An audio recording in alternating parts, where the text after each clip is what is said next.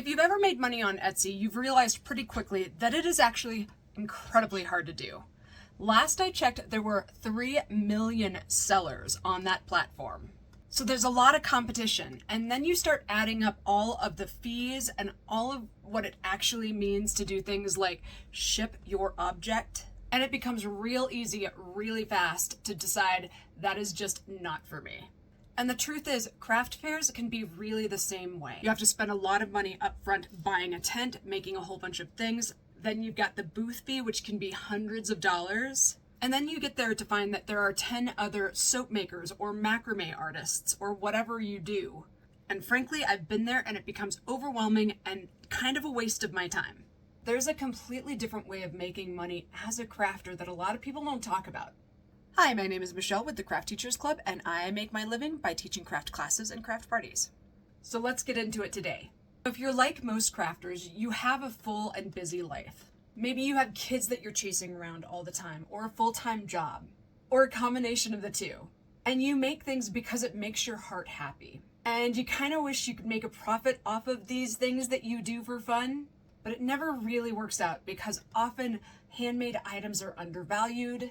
You get bored with whatever you're doing, so you have a closet full of unfinished projects. Frankly, you just don't have the time to make stuff and also sell it. I dealt with all of these issues for a really long time, and then I made a transition.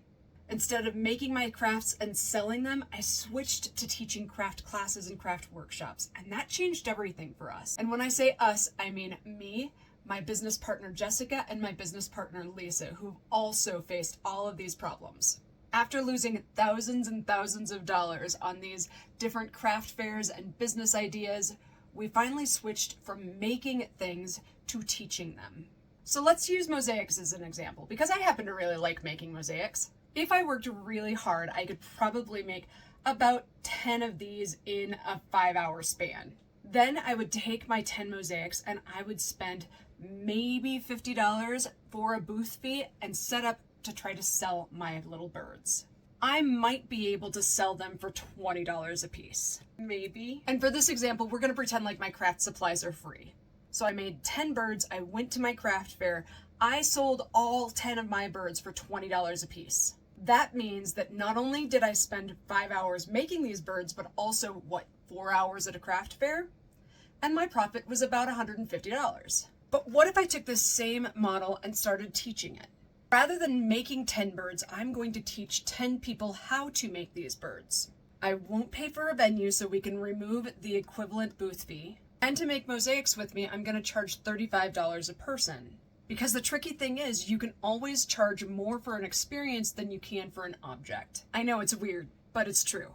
I buy the materials as I'm selling the tickets, so I don't have a lot of inventory sitting around.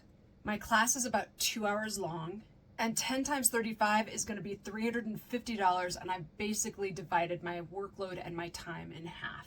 Now the fun part is that when people come to my class, they're going to have a blast. So the next time I decide that I want to teach a class, I've already got kind of a group of people that know and like what I do, especially if I collect their email address.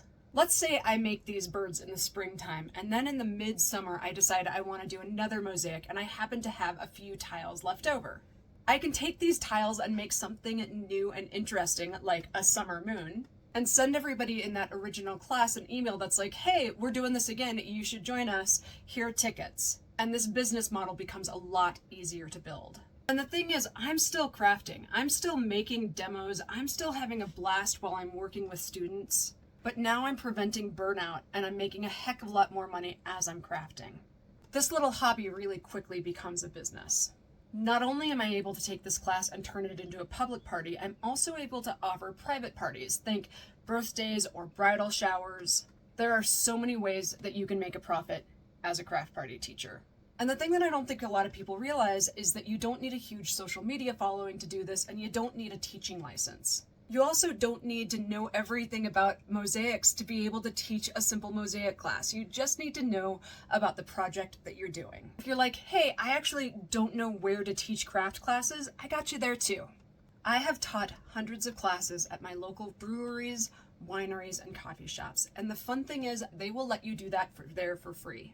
When you throw a party in their venue, they're going to get a pop of business when they wouldn't normally get it. They're going to get something that they can be really excited about and talk about on their social media, also getting people excited about coming into their venue. And they're going to get new customers that they might not have been able to attract otherwise. And if you're thinking about recruiting venues and worried that maybe it's really hard, check out the guide that I'm going to link in my show notes, and that's also in my bio. We put it together to guide you through step-by-step the process of recruiting a venue that will work with you happily. It's even got the exact script that we use, so you don't even have to worry about what you're going to say or how you're going to say it. And let me know in the comments if you've ever sold on Etsy, what your experiences were, and if you're thinking about teaching craft classes and what questions you might have. Happy crafting and good luck.